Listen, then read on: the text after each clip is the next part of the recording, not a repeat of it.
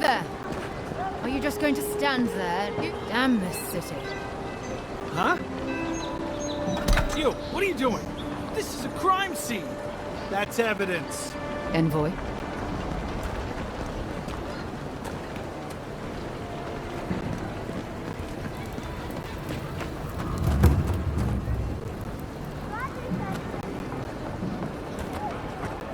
Well, I can't say I've met one like you before, but I'm sure you hear that all the time.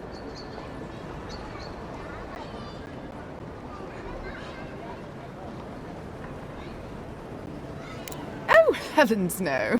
I would never treat with such folk. But I know who would.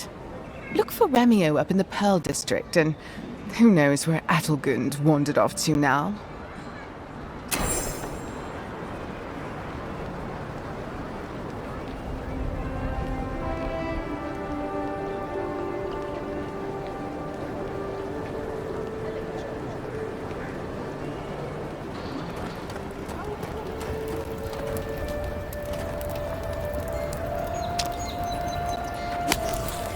Doing.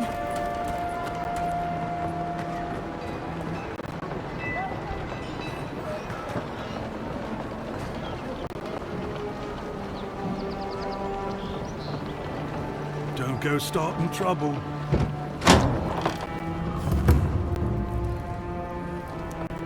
Just stand there. Come in. Sit down. What do you want? If you want information, I've got it. Just a matter of what you'll pay for it.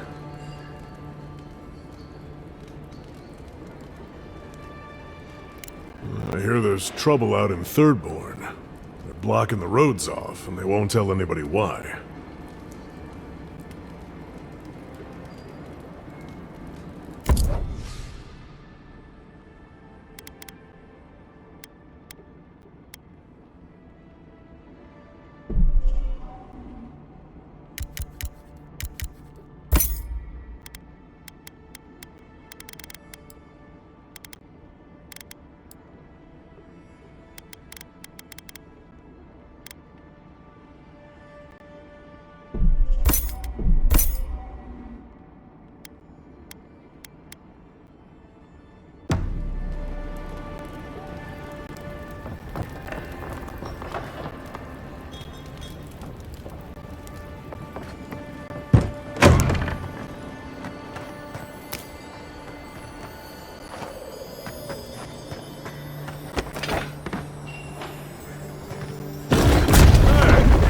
Back there.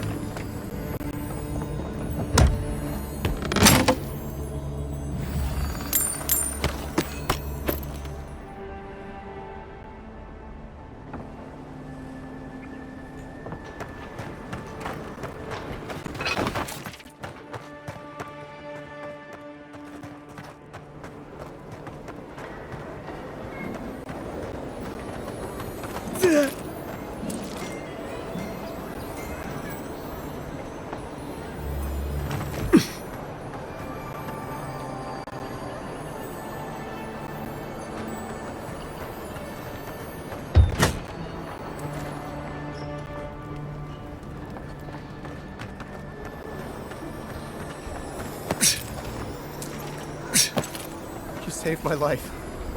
He would have killed me, and all for a few coins. Nothing to see here, Envoy. The situation's under control. I caught this waste of life mugging a protected citizen. I just did what came naturally. I thought all Paradisans were protected citizens. These things happen from time to time. Inquisitor Ludwine understands. I assume you do too. So that's how it is. All right then, whatever you say. We aren't exactly trained to de-escalate, but I'll tell the others. They'll come around, eventually. Not sure she'll take it to heart, but...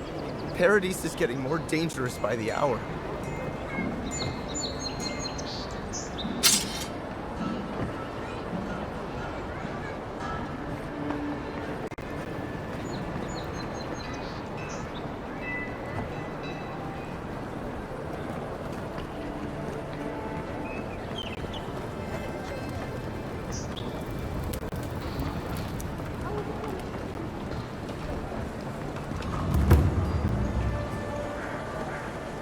Between tensions in the city and threats outside, the militia's in over their heads.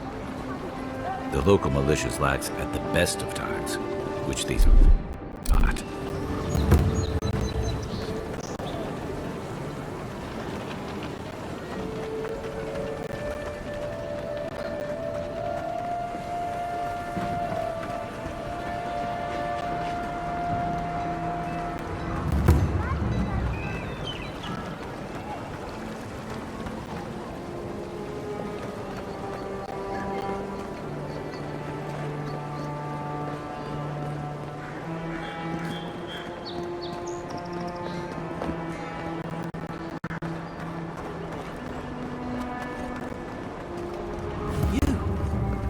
You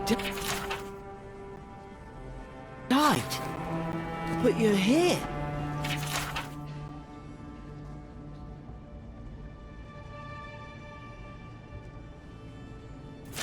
Gods, am I glad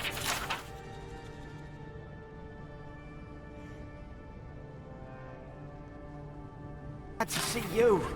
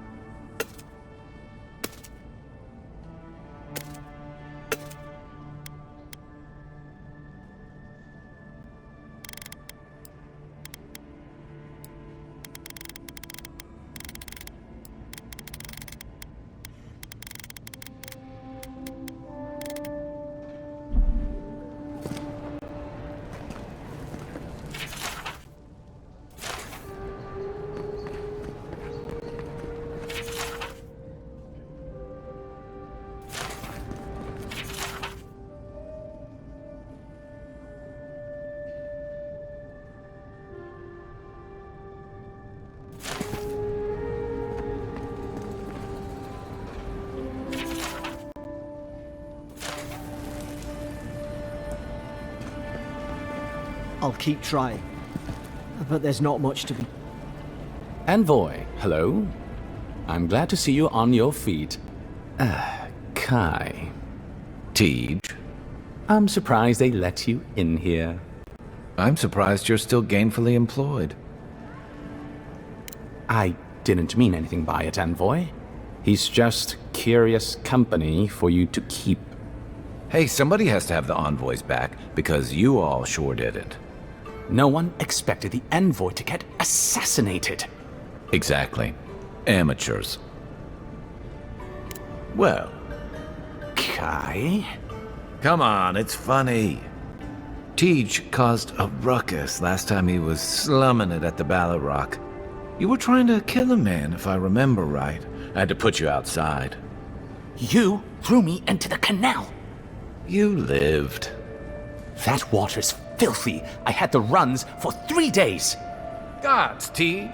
The envoy doesn't need to know that.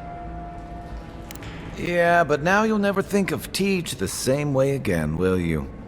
And now he'll never think of you the same way either. Let's not make more of it than it was. I shouldn't have said anything. The fellow cheated me. I couldn't let that slide. Or he'd think we were all marks. It was over a dice game, right? Teach here has a gambling problem. Great, let's air all my troubles. Is there anything else? The bartender's sleeping with your girlfriend. You're lying.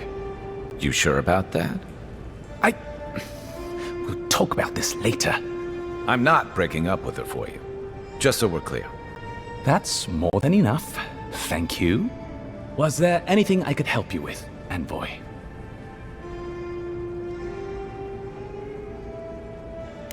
Naturally, sir.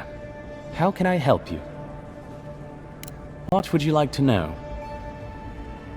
If you're looking for a particular year, the first thing you should know about Paradise is that this isn't the kind of place where the locals keep records. And though it might be considered a distant backwater by the rest of the world, this city is the height of civilization by the standards of the living lands. As for who calls this place home, I suspect you could find a criminal, confidence man, or prophet from every civilization in the world here. Hey, come on. You're gonna give the envoy the wrong idea. We've got draft dodgers, courtesans, and revolutionaries too. You know, all the fun people. In any event, as far as I can tell, Paradise has been this way since its inception. Thus the eclectic display of architectural styles. If nothing else, this city is a reflection of the countless people who have passed through it on their way to the interior. Depends on who you ask. Ambassador Heelgard will tell you that our remit here is to establish a secure and orderly environment from which to engage in trade. Inquisitor Liudwin will tell you we're here to break the frontier. So, which is it? Why not both? That's where you come in.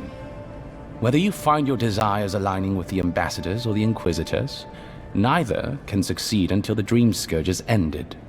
We are only beginning to see its effects here in Dawnshore, but the closer to the center of the island you go, the worse it gets. That bear you and the ambassador encountered in the Strangle Route isn't even the worst of it. And the tide of this soul.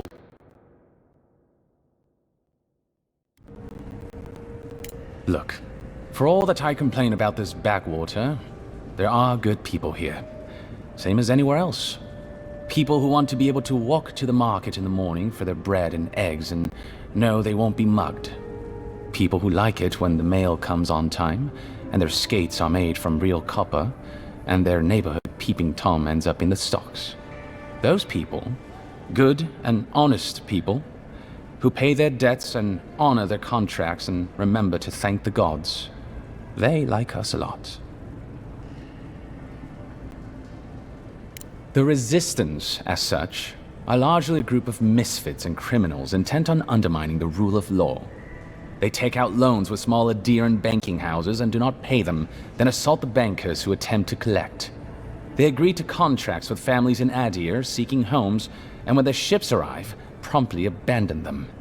When we levy a small tax to fund the repair of city roads, they set our counting house on fire. And when our fishermen return to port, they board their ships and sink them. That's certainly one way to characterize them. It's not exactly wrong, but it's not exactly right either. For decades, people like them ruled this city through fear. We imposed order, and now they oppose us. You, unfortunately, were caught in the crossfire. By all means. There's a lot of ground to cover. Could you be more specific?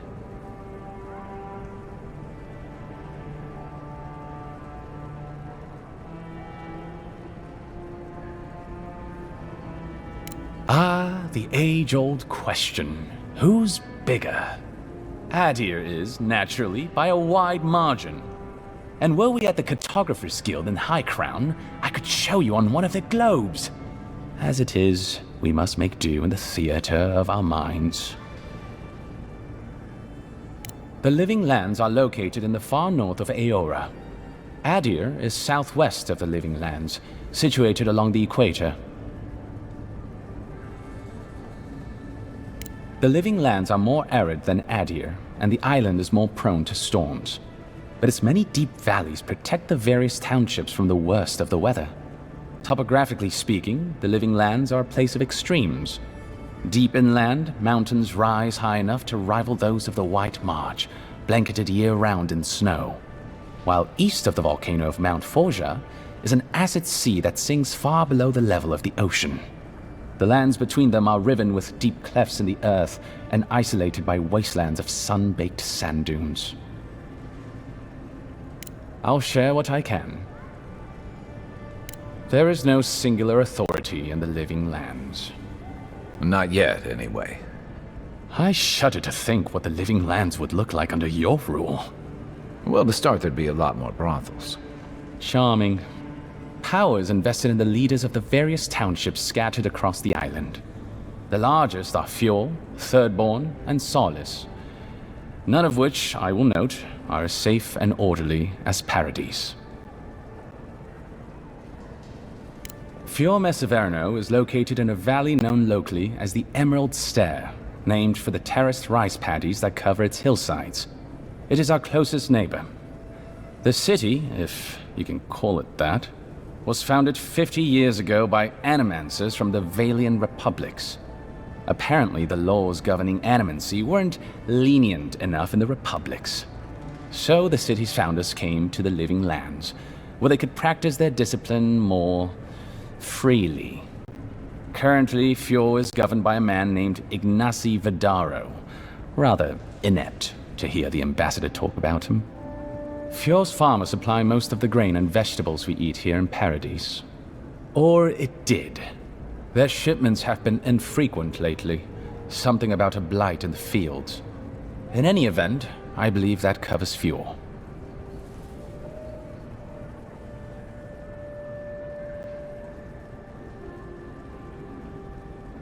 The Valian Republics are a collection of city-states in the Eastern Reach, southeast of our former colony, the Deerwood. The Republics began life as colonies of the Grand Empire of Valia, hence the name. But as Grand Valia's economy collapsed, well, the colonies saw an opportunity to escape the influence of the Empire of Origin, and they seceded, much as the Deerwood did from Adir. Now a mature confederation in their own right, the Republics have recently indulged their own expansionist ambitions in the Deadfire Archipelago. Through their merchants in the Valian Trading Company, the Republics will sell you anything you could ever wish to buy. Up to and including people. We should count ourselves lucky they've had no interest in the Living Lands. In a struggle between our Emperor and the Republic's great dukes, well, I doubt we would come out on top. But if anyone asks, I was not the one who told you that. Everything you need to know about Thirdborn is in its name. It was founded by the third-born children of Rawatai, Navy dropouts, smugglers, and hands for hire. Almawa and Orleans, mostly. Home sweet home. You're free to go back any time you like. I like my current circumstances just fine, thanks. They are people, in short, who couldn't cut it in the civilized world, and had to make room on the margins. Unfortunately, they are currently besieged by the Dream Scourge. We have sent some troops to lend what help we can, and the mayor, Temerity, was appropriately grateful, but I don't know how long they'll hold out. Rawatai is one of the old empires, every bit as storied as Grand Valia or our native Adir. If Adir is to the southwest of the Living Lands, Rawatai is to the southeast. And unlike our home, their small continent is racked by terrible storms. This is due, or rather was due, to the island's proximity to Andra's mortar, the unending super hurricane that once hid the ancient city of Ukaizo. Rawatai is largely peopled by Almawa, descended from those who fled the Deadfire Archipelago centuries ago, when Andra pulled the moon, Ioni Brather, into the sea. They are an aggressive, militant culture, and personally I find their obsession with gunpowder rather quaint. They are also our chief rivals on the world stage. I don't think they see it that way. No? Well, As far as Navy brass is concerned, Adir doesn't really rate. Now you're just making things up. Sorry to be the bearer of bad news, but we don't think about you at all. Solace is, what is there to say, really? Yeah, they tend to have that effect on people. The trouble is, I don't know much about Solace. Nobody does. They are an isolationist community of Pargrunan dwarves who live in the forbidding ways of Galawain's tusks.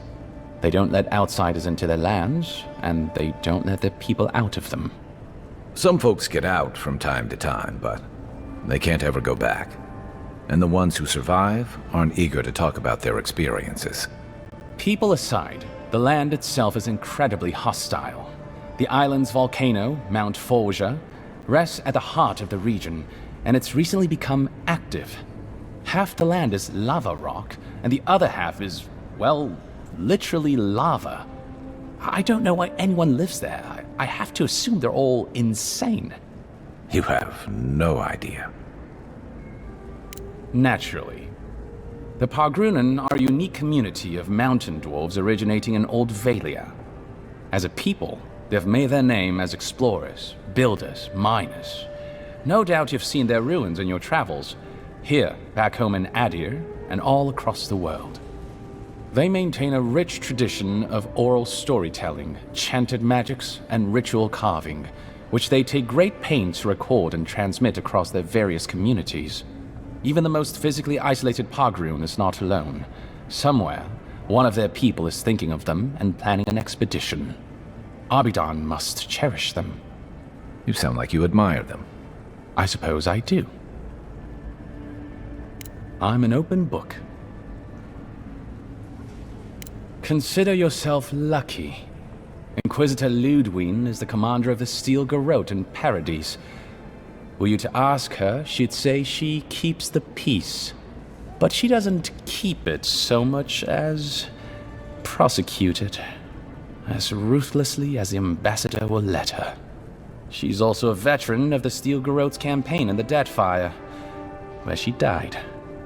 She's a Death Guard. Well, that explains a lot. I don't know what happened to her there, but I suppose Wodika wasn't done with her yet. I only met her once. She was a mid-level member of the Steel Garrote then, chasing Oathbreakers who'd fled Adiran law. She'd come back to the Imperial Archives to borrow a map to a place called Oathbinder's Sanctum. I remember she was furious because the map was quite poor. She worried about finding the place, about properly executing her duty to her god. She wanted, I think, to do a good job. So, while clearly she has changed, in some sense, I'd say she's much the same. Death Guards are surpassingly rare. Some of the secretaries who traveled with our dignitaries in the Deathfire spoke of one named Iser, a devotee of Berith, who guards the hanging sepulchres there. But I've heard of no others except those I've read about in the histories, or, as you say, in stories. They are people, most often paladins or priests, so devoted to a cause that they simply refuse to pass on to the wheel when they die. Their soul haunts their body. The passion required to sustain them devours their flesh, and they swiftly turn to bone. I've never read a history nor tale of a death guard that did not end with them going quite mad. When they lose their capacity to care for anything but their cause, they cannot love. And when they cannot love, they cannot be merciful. And so everything before them becomes only an obstacle. Think upon your promises and die. That's the litany of the Steel Garrote, usually said right before they kill you. They're an order of paladins born and bred in Adir, though clearly they've found plenty of work beyond our borders. Their remit is simple but comprehensive. They punish all who break their oaths. In practice, that has historically meant contracts. One lord or merchant will hire the Steel Garrote to bring a duplicitous rival to justice. Fun bunch. What are they doing in Paradise? Since the events in the Deadfire, their operations have expanded. The Steel Garrote has always been associated with Wodeka. Now, they are explicitly her order. And they go wherever Wodeka's priests, or Wodeka herself, believes there is a need for them to go. The Living Lands are a dangerous, lawless frontier in sore need of order. Thus, they are here. Or so the Steel Garrote say. Do you think so? I've always found her inflexibility comforting. Wodeka's edicts are clear. If you obey her laws, pursue justice, punish the guilty, and give fealty to the Emperor, then you have pleased her, and I aim to please. But Wodeka does not trust.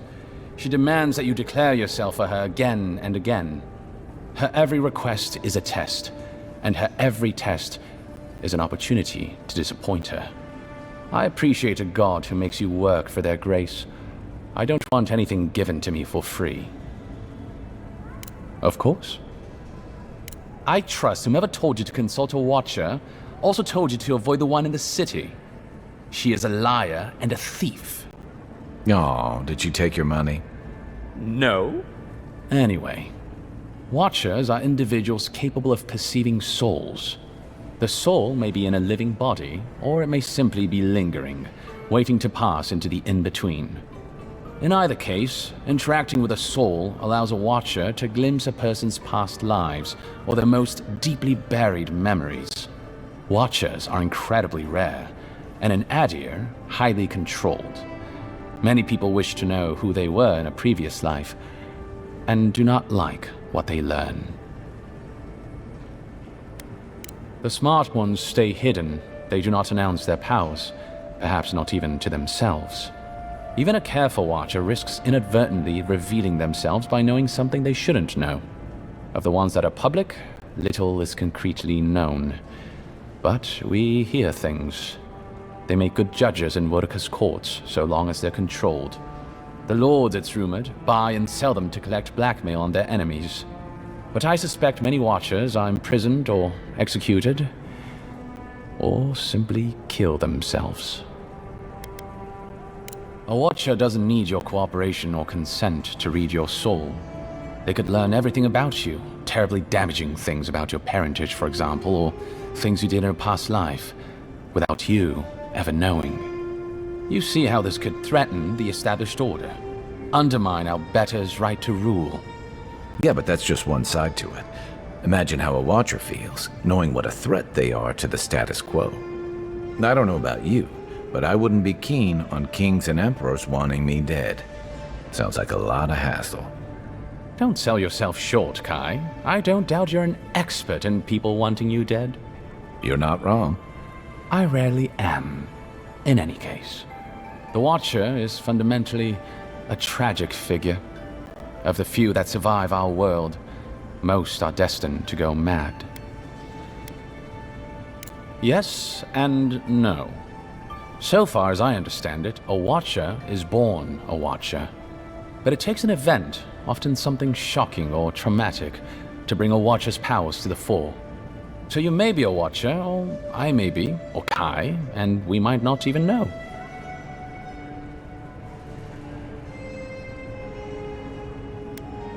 Well, the Watcher of Cadnua is legendary. It was their castle Aethys destroyed when he began his campaign of terror in the Deadfire. Oh, by the Queen, I hope I get to meet them someday. In terms of local interest, you'll have heard of Runid, of course.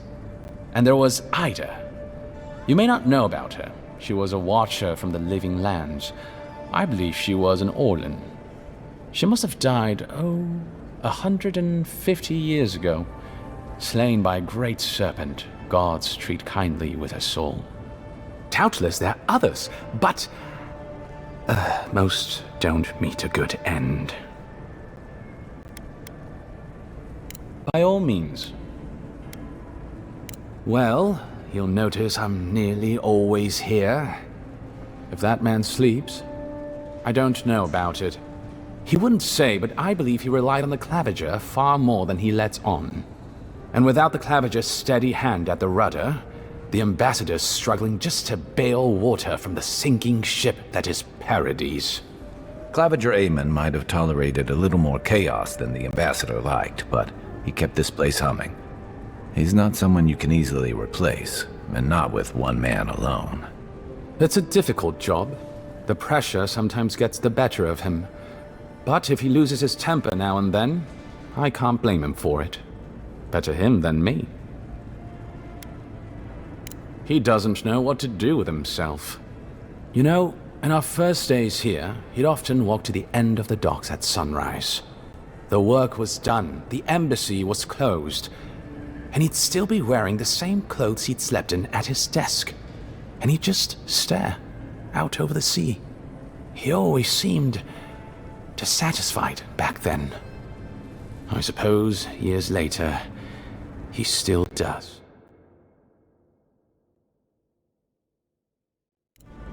Be serious. Most of us here didn't get sent to the frontier because we were anybody's favorite. The longer I'm here, the more likely the people who matter are to forget me. And I'd actually like to get back to High Crown someday. Get married, have a few kids, take the civil exams, and settle into a permanent clerkship. I guess there are worse ways to spend a life. Like rotting in this embassy.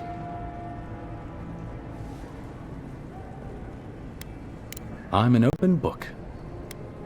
Should you ever need me, I will be here. Safe travels, envoy.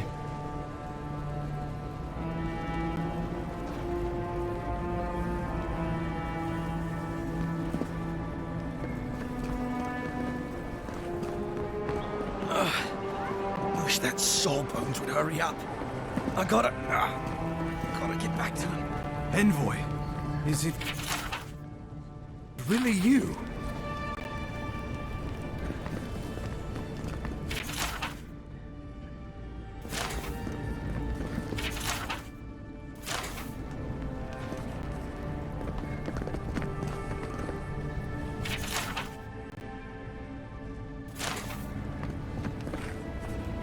I can't believe you're alive.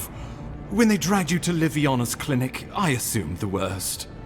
How do you feel?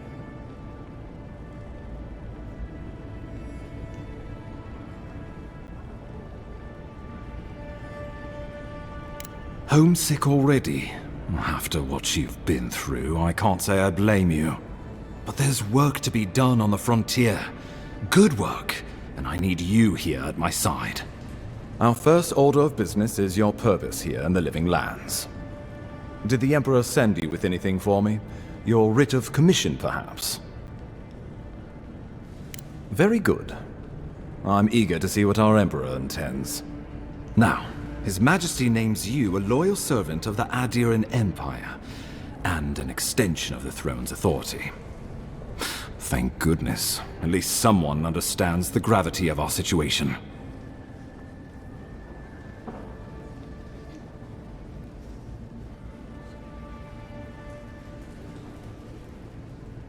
With that, I have better news for him.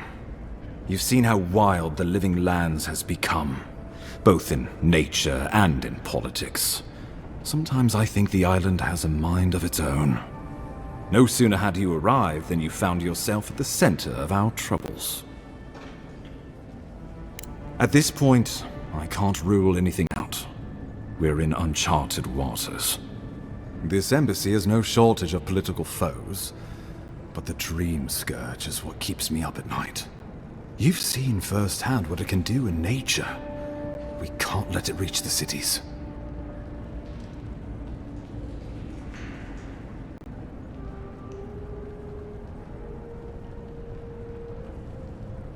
Thank you, Envoy. The island is in capable hands. Inquisitor Ludwig thinks the plague is a distraction. She's more concerned about these local rebels fighting against the Empire. At least rebels know the meaning of negotiation and compromise. But a plague kills indiscriminately. Though, even I must admit, the rebels have gone too far. They've sabotaged our work, killed our soldiers, and the final straw, attacked you out in the open.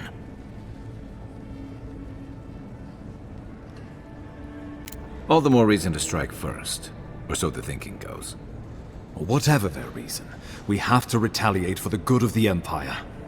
I won't lie to you, Envoy. Our position is tenuous.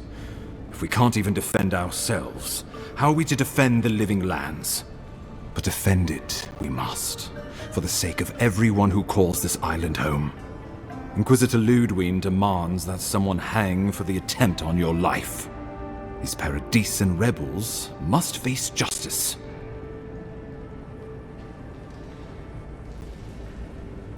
Ludwig goes where she likes, haunting the living lands like a vengeful spirit.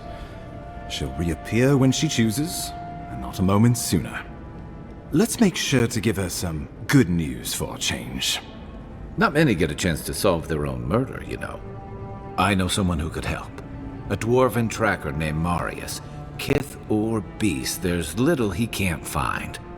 He's staying at the Grinning Ballarrock, not far from Liviana's infirmary.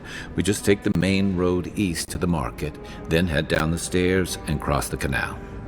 Rough part of town, even by the standards of Paradise.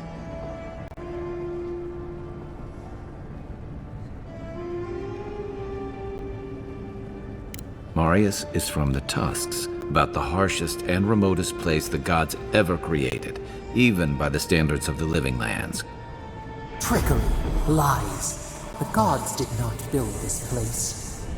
Let's just say no one survives out there without picking up a few skills, the kind we'll need if we're going to find hidden assassins.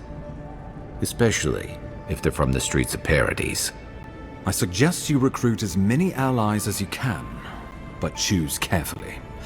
They, like you, will represent the Empire. But before we can send you off to parts unknown, we need assurances from the local healer that you're fully recovered. After all, you survived a brush with death. The health of your body is one thing, the health of your soul is another.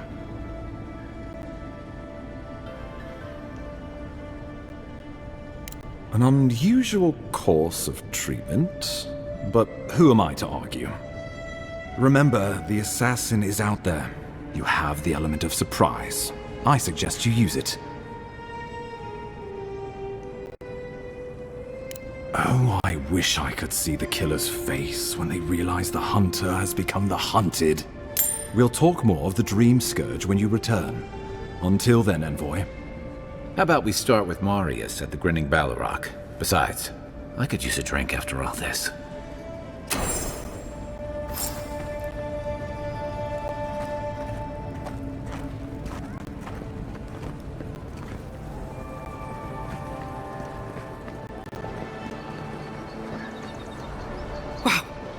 It's really you!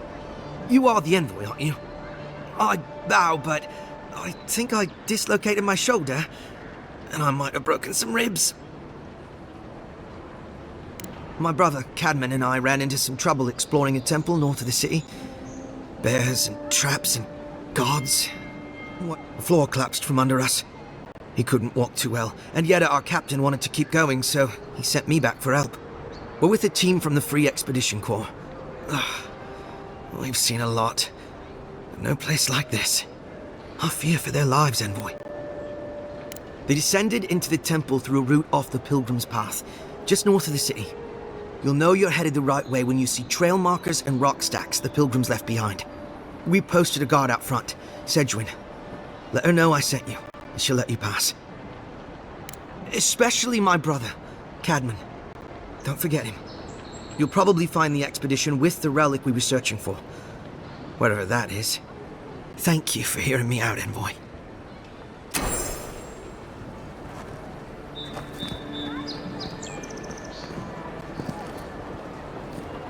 Wouldn't want their diplomats going hungry or sober.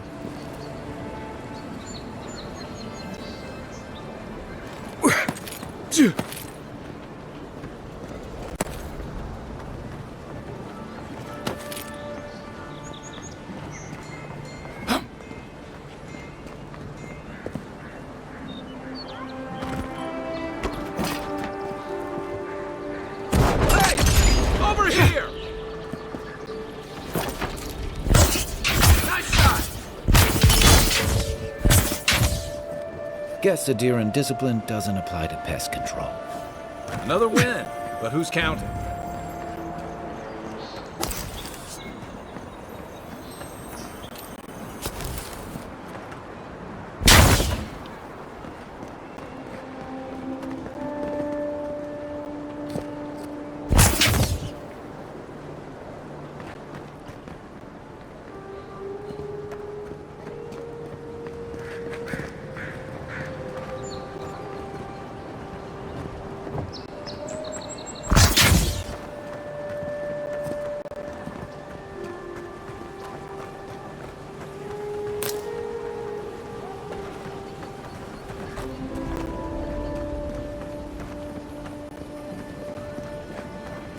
Yeah.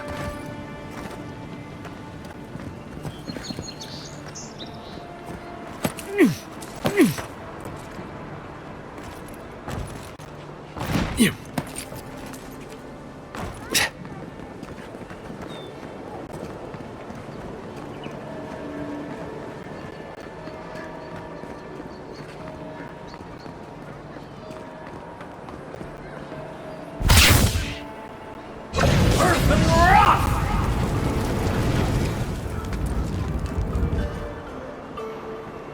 Where's my mark?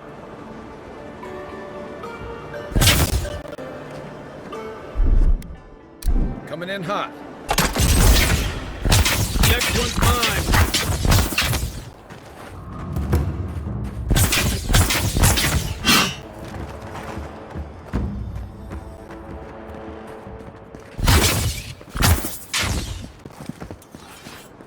I don't think the new owners like company.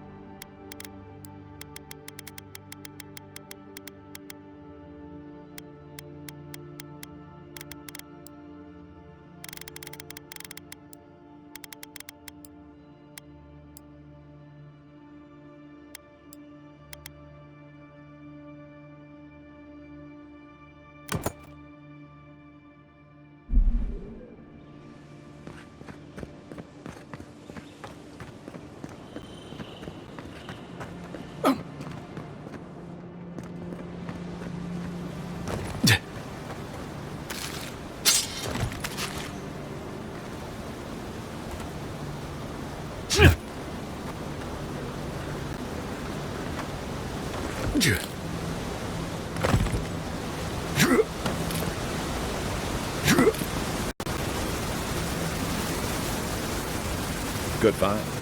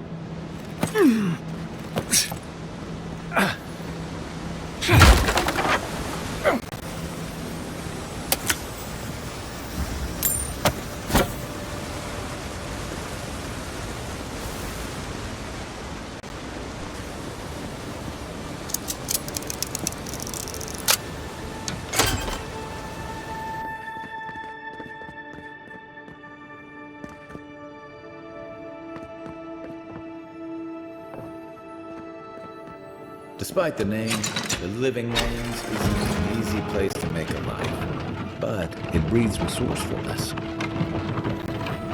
What does bootleg wine?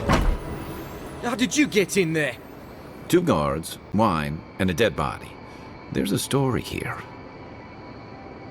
Bon and I caught this man trying to load a crate onto the lift. Turned out, he was smuggling animancy equipment. So we've closed this lift down, as a precaution.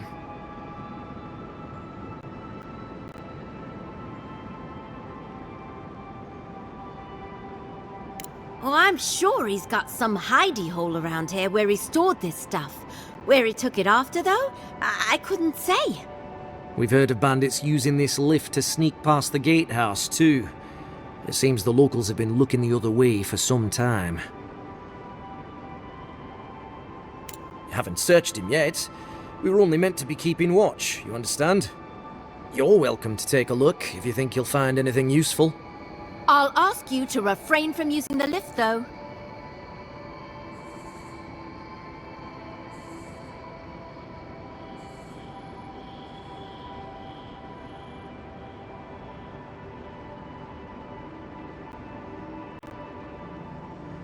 Well, since you're the envoy, I suppose we can't stop you.